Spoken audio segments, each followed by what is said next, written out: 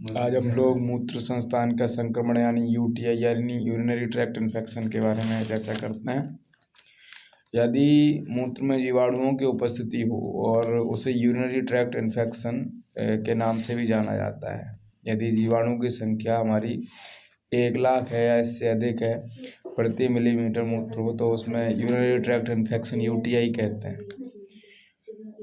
रोग का जो मुख्य कारण रहता है वो जीवाणु का मूत्र मार्ग में प्रवेश कर जाना है या जीवाणु या रोगाणु निचले भाग वाले मूत्र मार्ग से ऊपर तक पहुंच जाते हैं, कभी रक्त द्वारा या लिम्फेटिक मार्ग से भी पहुंचते हैं। यह रोग स्त्रियों की उपेक्षा पुरुषों की उपेक्षा अधिक होता है, विशेषकर गर्भावस्था में। मधुमेह के जो रोगी होते हैं अक्सर इस विकृति से प्रभावित रहते हैं।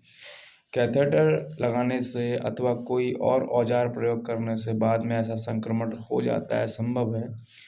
मूत्राशय में पथरी यानी रीनल कैल्कुलस भी इसका एक कारण हो सकता है, यदि मूत्र संस्थान में कहीं भी रुकावट आ जाती है तो बैक्टीरिया और तेजी से बढ़ने लगता है। मूत्र त्याग करने में पीड़ा आती है, बार बार मूत्र का आना, हल्की सर्दी लगकर बुखार का आना, नीचे पेड़ुओं में दर्द रहना। जब संक्रमण मूत्र संस्थान के निचले हिस्से तक ही सीमित रहता है तो बार बार मूत्र त्याग, जलन, मूत्राशय के स्थान पर भारीपन व दर्द आदि ही मुख्य लक्षण होते हैं। तीव्र मूत्राशय शोथ में मूत्र त्याग को हो चुकने के बाद भी पेशाब की इच्छा बनी रहती है। यदि साथ में पथरी भी होती है तो दर्द बहुत तेज होता है। संक्रमण के बार बार या लंबे समय तक होने से शरीर थका हुआ हो जाता है, दुर्बलता आ जाती है, सिर दर्द होता है एवं पेड़ुओं में हल्के दर्द की मुख्य शिकायत रहती है। इस रोग में मूत्र मवाद के कारण धुंधला व गाढ़ा सा तथा कभी कभी रक्त भी आ जाता है। तीव्र वृक्कगोणिका कोशिका यानी एक्यूट प्रियोनेफ्राइटिस में कमर के एक या फिर दोनों तरफ दर्द होता है जो पेड़ुओं से होता हुआ जघनास्थि के ऊपर वाले प्रदेश की ओर जाता है। उपरोक्त ये सारे जो लक्षण हैं, ये लक्षणों के आधार पर निदान में कोई कठिनाई नहीं होती है। मूत्र के सूक्ष्मदर्शी यंत्र द्वारा जांच व कल्चर कराने पर उसमें मवाद की उपस्थिति यहाँ पर देखने में धुंधला सा, सफ़ेद या गाढ़ा सा रक्त कोशिकाएं देखें तो हमें बैक्टीरिया, कास्ट या ल्यूकोसाइट उपस्थित मिलते हैं, उसमें इस तरीके से पहचान करते हैं। कल्चर से बैक्टीरिया का पता चलता है। रक्त की जांच में TLC बढ़ी हुई मिलती है और एक्सरे से तीव्र अवस्था के गुजर जाने के बाद पथरी, रुकावट अथवा अन्य बनावटी परेशानी का पता लग जाता है। रोग के असली कारण का पता लगाकर उसे दूर करना चाहिए।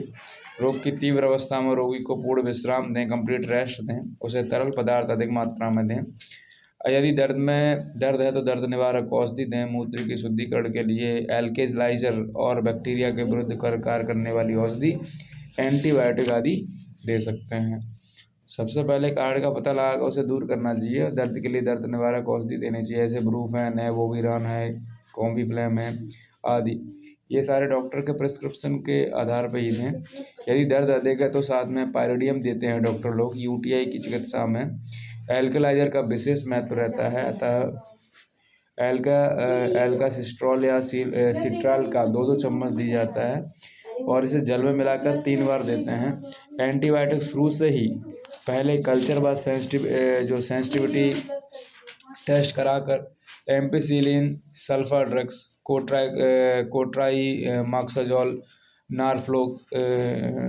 नारफ्लोक्सैसिन या फिर सिप्रोफ्लॉक्सासिन, एमिकासिन, नेलिडिलेक्सिस आदि में कोई भी उपयुक्त ग्रुप की औषधि देते हैं डॉक्टर्स लोग, पर डॉक्टर्स के प्रिस्क्रिप्शन में ना नहीं लेनी चाहिए, नहीं, ठीक है ना।